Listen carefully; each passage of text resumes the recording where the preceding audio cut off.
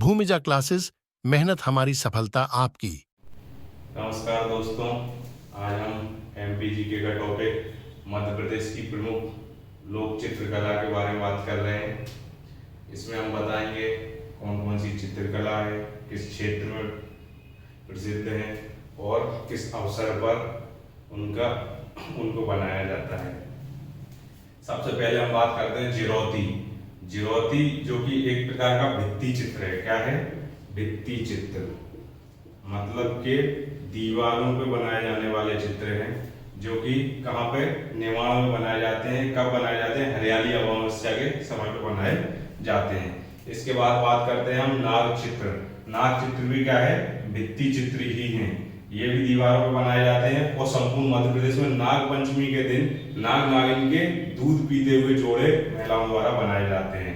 क्योंकि हम जानते हैं हमारे मध्य प्रदेश में और पूरे भारत में बहुत सारे त्योहार मनाए जाते हैं। हर त्योहार पे एक ना एक तरीके की महिलाएं चित्र बनाती रहती हैं।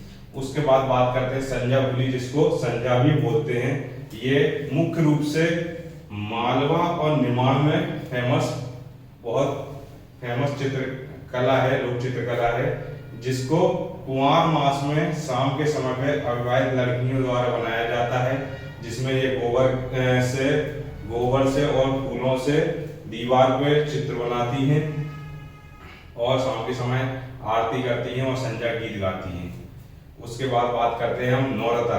नौरता नवरात्रि के समय पे मनाया जाने वाला त्योहार है और चित्रकला नवरात्रि के समय पे नौरता चित्र बनाए जाते हैं, जो निमाड़ और बुंदेलखंड में प्रमुख रूप से बनाए जाते हैं और यह भी अविवाहित लड़कियों द्वारा ही बनाए जाते हैं। थापा की बात करते हैं। थापा निमाड़ की प्रसिद्ध चित्रकला है, जो कि शैला सप्तमी पर बनाए जाते हैं। थापा मतलब हाथ के छापे लगाए जाते हैं दीवारों पर, उसको बोला जाता है थापा, हाथ की छाप, इसको हम थापा बोलते हैं।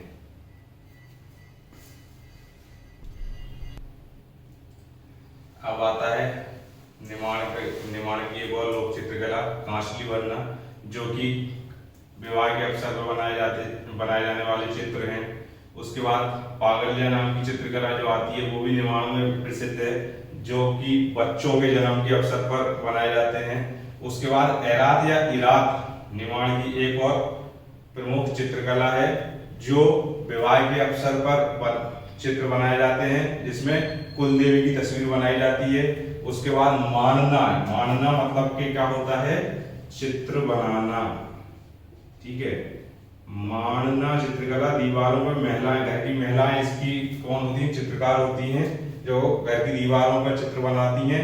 ये मुख्य रूप से मालवा में और मालवा के साथ साथ निमाड़ में भी प्रसिद्ध है और शुभ अवसरों पे ये बनाए जाते हैं, जैसे विवाह हो गया, बच्चों के जन्म हो गए, त्योहार हो गया, इन पे बनाए जाते हैं। चित्रावण मालवा की प्रमुख चित्रकला है, जिसके लिए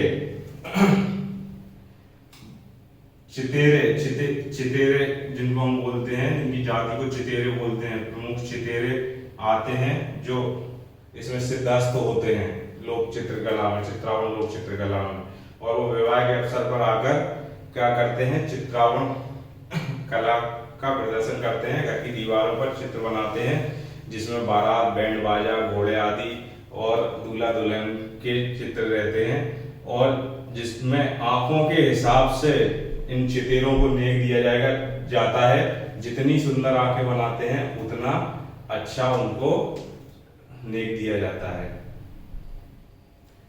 अब अगली चित्रकला है सुरेती, जो कहाँ किस क्षेत्र में प्रसिद्ध है? बुंदेलखंड में। किस अवसर पर सुरेती चित्र बनाए जाते हैं? वो दुर्गा पूजा व दिवाली के अवसर पर सुरेती चित्र बनाए जाते हैं। इसके बाद हम बात करते हैं मामूलिया।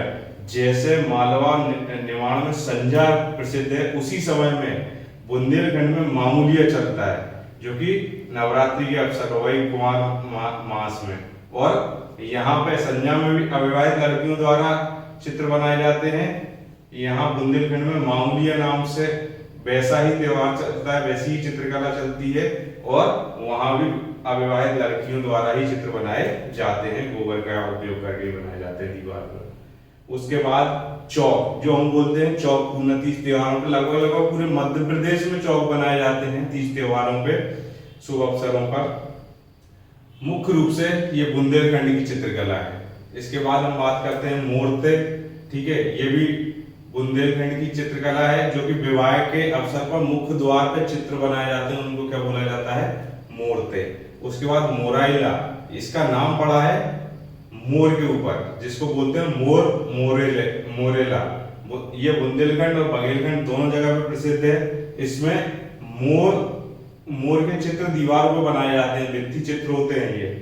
उसके बाद बारायण या अग्रोहण चित्रकला आती है, जो कि विवाह के अवसर पर विवाह के मंडप में चित्र बनाए जाते हैं, उनको बोला जाता है बारायण या अग्रोहण। ये बुंदेलखंड और बघेलखंड दोनों में प्रसिद्ध है।